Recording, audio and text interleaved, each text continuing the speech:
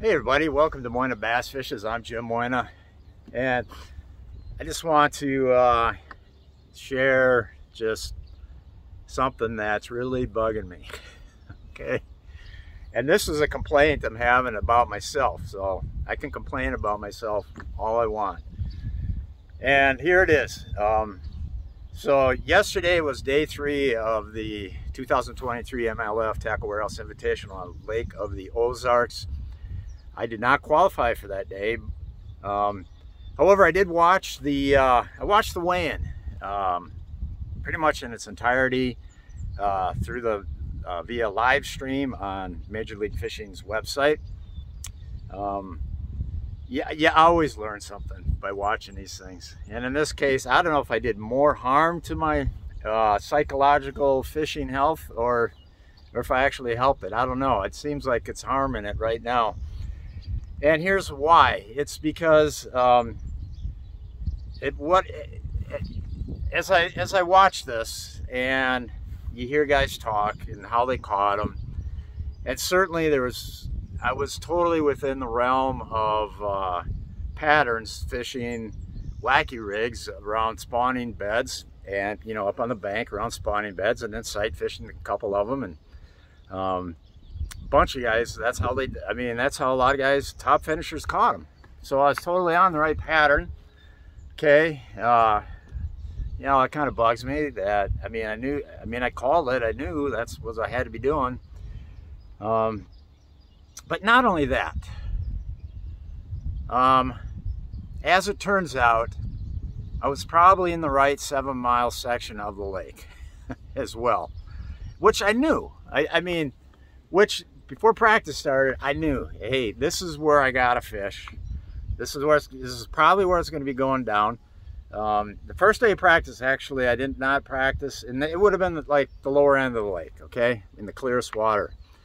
To me, that's where it's the easiest to do the sight fishing, is in the clearest water. So, and I just pulling upon just years of pulling upon experience from tournaments going back 25 years, just knowing that in some of these Ozark lakes, just get in that clear, if you want to sight fish, getting in that clear water, somewhere that's going to go down with some quality fish. And the section of lake that I picked was indeed the right section. How do I know that? That's because watching the weigh-in.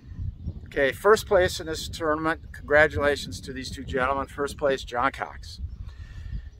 He's well-known angler, very successful. I think this was his 7th win under the MLF logo. Second place was a buddy of his, Keith Carson. And they both, well, as it turns out, Keith weighed in first. And congratulations to these two.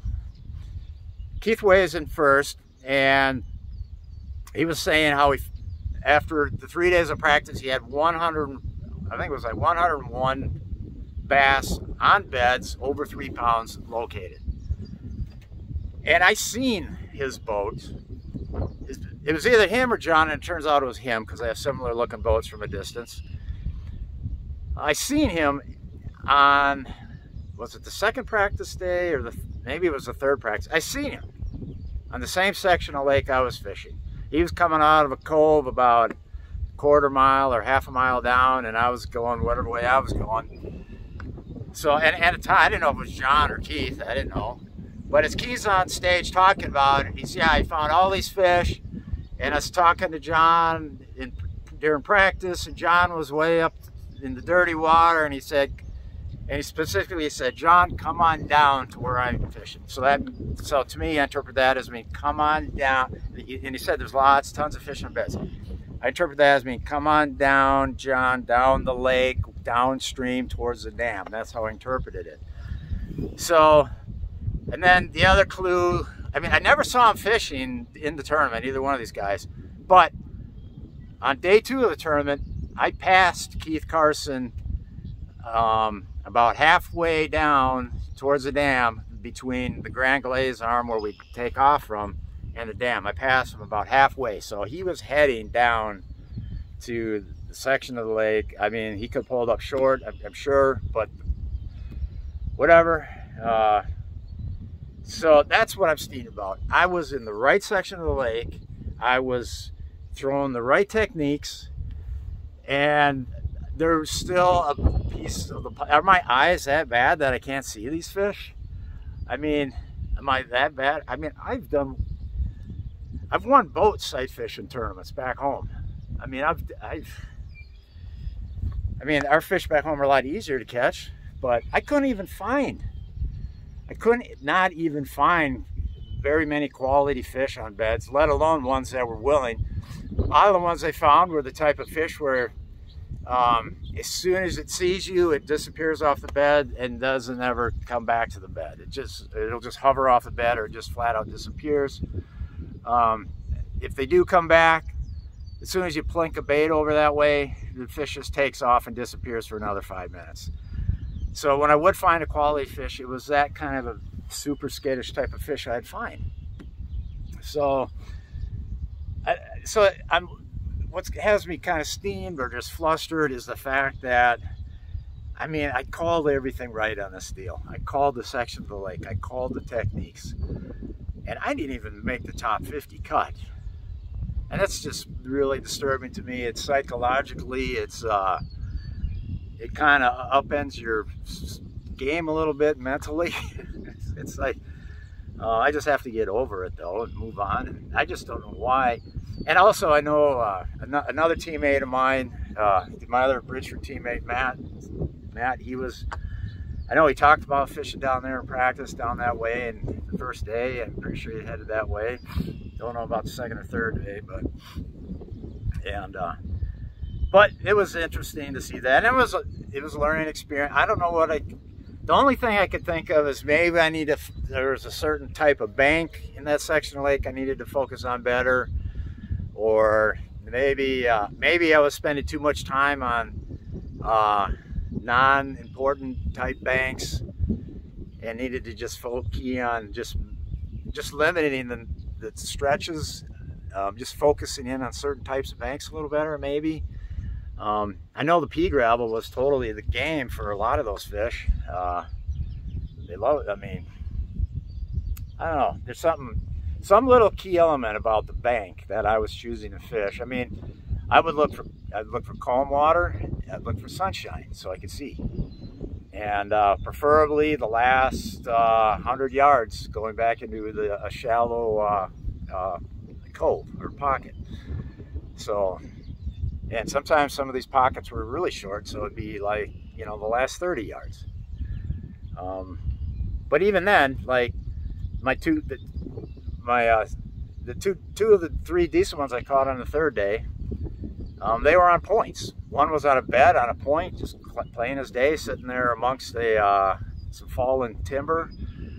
And he has his bed right there, nosed into some brush there, and right on a point, wasn't back in a cove or nothing. So I caught that one off the bed. And another good one I caught on that third day, like a 3-pounder.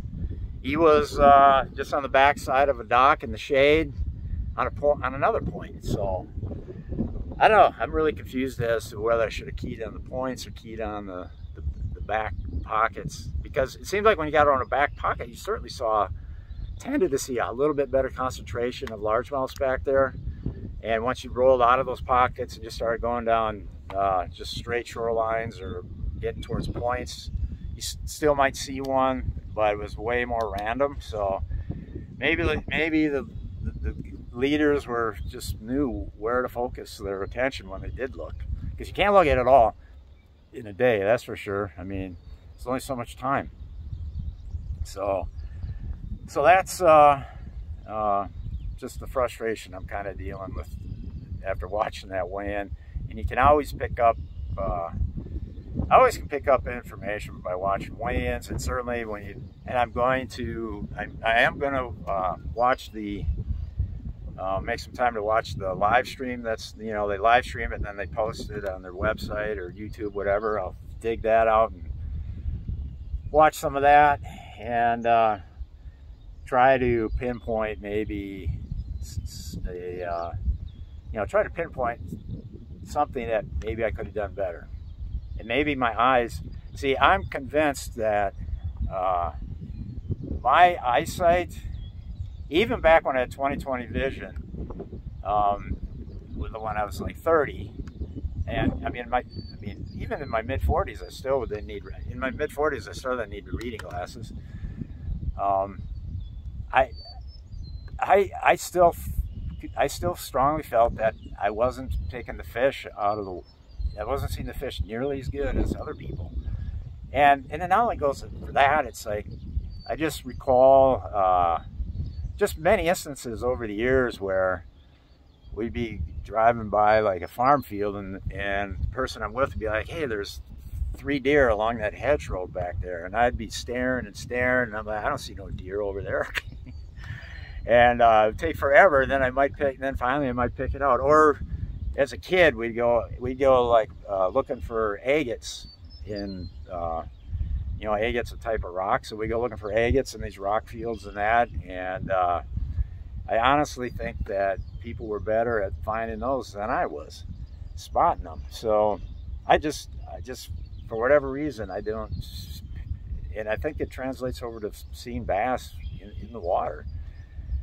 So, but I think as far as actually the skill of, you know, let's say once I have spotted the fish, I've got game when it comes to catching them off the bed. I've got game, and I mean, it may not be the best, but I have game there. I'm confident in that. So there was, I just could not find the good ones that you could catch.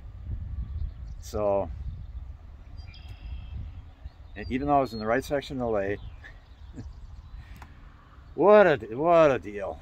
But anyhow, let me just plug this Minn Kota Ultrex. This is a brand new one I put on this boat, and I was really glad I put this new one on here, because there was tons of maneuvering to be done on Lake of the Ozarks, maneuvering in and out of the docks. And having a brand new trolling motor, where the bracket's solid, everything's solid, it ran great, full efficiency. So I got to thank Minn Kota for helping me out with this trolling motor. Really appreciate it. I actually have a 2023 boat that is all built and set to go except for the outboard. So I decided I would take the brand new trolling motor off of that one and put it on this boat, because the other one, I mean, the other one just needed it. I mean, in all honesty, it needed some work. I had started acting up at the last tournament on Eufaula, and I brought it into the shop as quick as I can, and we just couldn't get the parts in time to get that one back up to full efficiency. So. So that's why I took this one off the old one. So love these Minn Kotas.